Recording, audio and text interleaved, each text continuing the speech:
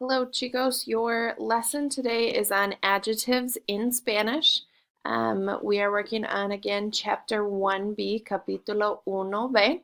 So make sure that you have your Cornell notes that go along with this lesson open and you are following along with those notes. So our essential question for today's lesson is, what are the different forms of adjectives in Spanish and how do I use them? So hopefully by the end of this lesson, you will be able to answer that question as we are talking about the different forms that we use in Spanish and then giving you some time to practice using those different forms in Spanish. So work towards that essential question. So let's start by talking in English about what is an adjective. You should know this from your English classes, but remember that an adjective is a describing word. Okay, it describes the noun. So can you think of some ejemplos in inglés, some examples in English about what an adjective is? Write some down on your Cornell notes and then you'll compare to mine. So take maybe 20, 30 seconds to write down some adjectives.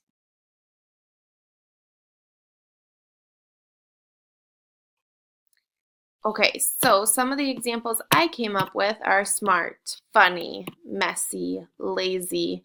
Those are all examples of adjectives that you would use to describe a noun. Remember again that a noun is a person, place, or thing, and so you can say that he is smart, she is funny, he is messy, they are lazy, and those are describing nouns, they're describing people. So hopefully by now you know what an adjective is in English, because that will help set you up for success as we start to talk about adjectives in Spanish. So let's talk about these different forms of adjectives that we have in Spanish. In Spanish, adjectives must match the noun they are describing in two different ways. Those two different ways are gender, and what I mean by gender is whether the noun or the adjective is masculine or if it's feminine. And we'll talk more about what that looks like on the next few slides here. So we have gender, whether it's masculine or feminine, and we also have number. That is the second way in which adjectives must match the noun that they describe. And when I say number, I'm referring to whether the noun or adjective is singular or whether it's plural. And again, we'll get into the singular and plural, not necessarily in this lesson, but in future lessons. So just kind of stay tuned. But always know that when you're making something agree, when you're making something match in Spanish, that they have to agree in both gender, which is masculine or feminine, and in number, singular, plural. Okay. So let's talk a little bit more about what it means to have a feminine adjective. Generally, feminine adjectives in Spanish end in A. The letter A or A in Spanish. So think of some examples from your Chapter 1B vocab list in Espanol that you would use with feminine nouns. Things like artística. You can see here that I've bolded and underlined the A at the end of the adjective, which makes it feminine. Artística. Or you could use the word atrevida. Again, noticing here that it ends in A, and that A at the end is what makes it feminine. Or pelirroja, or simpática. Again, noticing that they all end in A in that bolded underline section there. So that is what makes an adjective in Spanish feminine, is that if it ends in that A, we know it is feminine. However, masculine adjectives in Spanish usually end in O. Okay, so some examples in Spanish, thinking back to your vocab list for Chapter 1B, some examples might be artístico. Again, noticing here the O is underlined and bolded so that you can see that that is what makes it masculine. That O on the end is what makes it masculine. You also have atrevido, pelirrojo, simpático. Again, noticing they all end in O, and so that's what makes them masculine. Go through, see if you can add any others from your vocab list that are examples of masculine adjectives in Espanol. So we've talked about our two kinds of adjectives, masculine and feminine. But there are some exceptions to the masculine and feminine rules or some other kinds of adjectives that we need to address. The first of which is adjectives that end in E. These adjectives are what we call gender neutral. And what I mean by gender neutral is that they work for both masculine and feminine nouns without having to change the ending. So if I'm talking about a boy, which would be my masculine noun, I could make my adjective end in E, like, for example, paciente, patient in English, ends in an E, and I would use paciente for both a male and a female. Okay? Whereas before, when we were talking about masculine and feminine adjectives, they ended in O if you were talking about a boy, and they ended in A if you were talking about a girl. However, if they end in E, you can use them for either one. Okay? So, some examples from our Chapter 1B vocab list of this adjectives that end in E idea are things like inteligente, sociable, impaciente. Okay. Now, we have one other exception or other kind of adjective that we need to talk about, and those are adjectives that end in or, O-R, or. These adjectives are considered masculine. Okay? If they end in OR, they are considered masculine. Therefore, if the noun is masculine, if you're talking about a boy, for example, and you're describing him, and your adjective ends in OR, in or, you do not have to change anything. Okay? However, if you are talking about a girl, for example, you can simply add an A to the end of or to make the adjective feminine. So by adding that A to or, you form a new ending, which is ora, which again is feminine.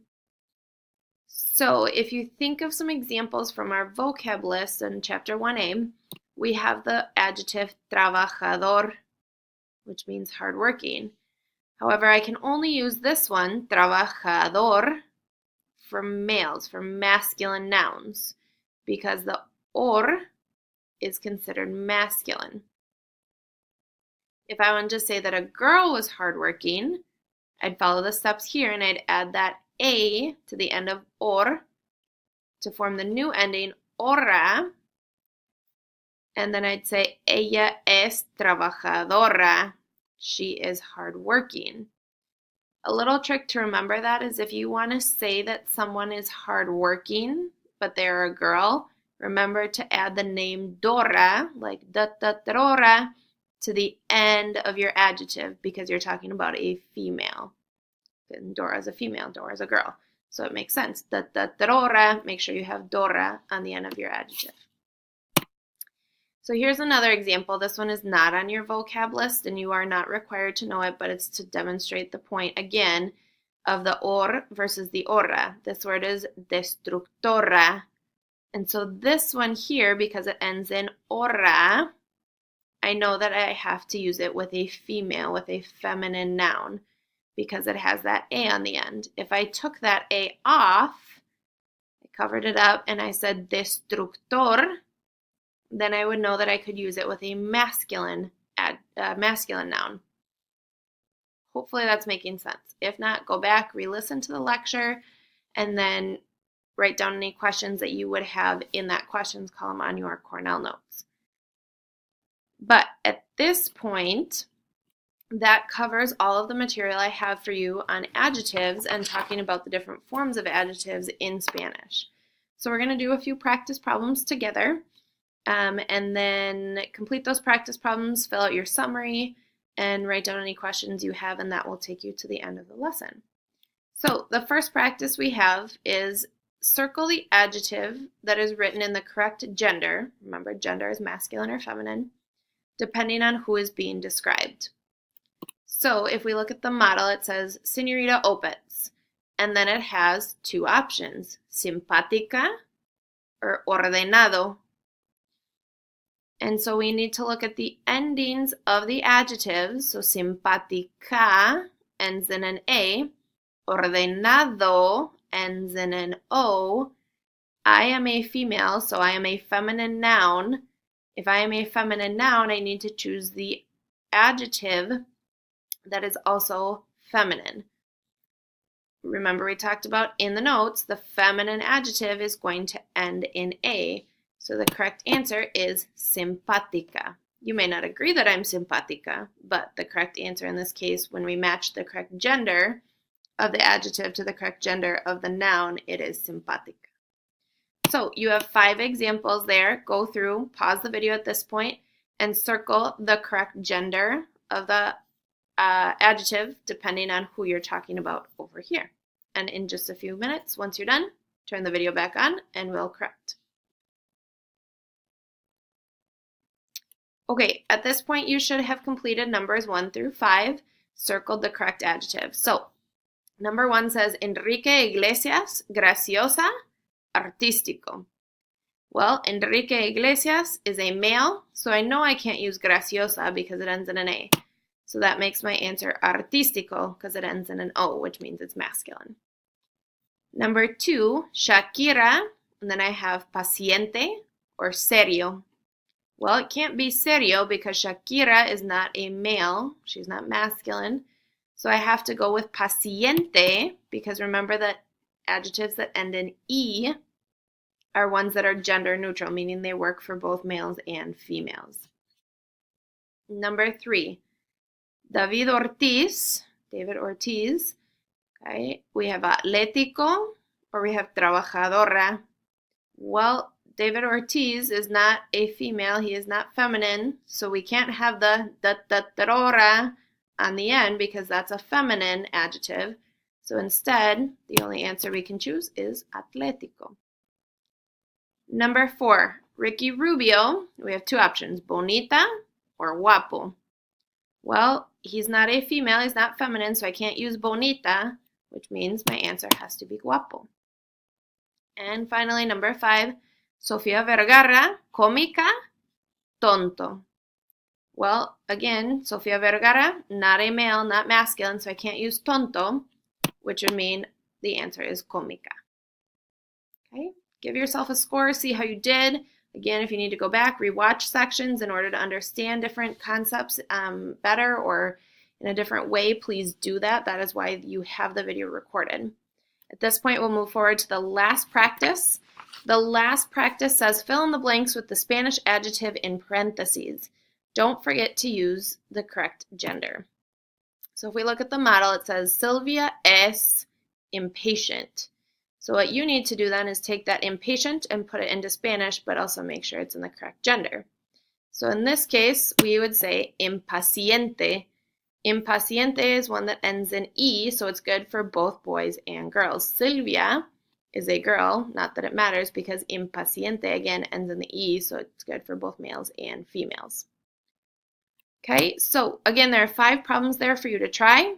Pause the video at this point, try those 5, and then when you're ready to move on, check your answers, replay the video, and I'll show you the correct answers. Okay, so at this point, you should have completed numbers 1 through 5. Number 1, Álvaro es, and then the word is sports-minded. So you should have deportista. Number 2, Felipe es trabajador. Hardworking, trabajador. Felipe is a man, so we can't have the da, we just need the dor. Okay. Number 3, tú eres, and the word is funny. This one depends. It can be either gracioso or graciosa. This one was kind of a trick question because tú means you, eres are. You are funny.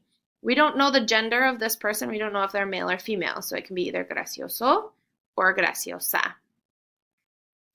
Number 4, Lola es shy. So you can have either reservada or tímida, but they both have to end in A. Reservada, tímida. And number 5, Maria es intelligent. Again, that's another one that ends in E, so it's good for both genders. So whether we're talking about Maria or we're talking about Jose, it would still be inteligente. Okay, So this has completed the lesson on adjectives. Again, write down your questions, fill out your summary so that we can talk about this lesson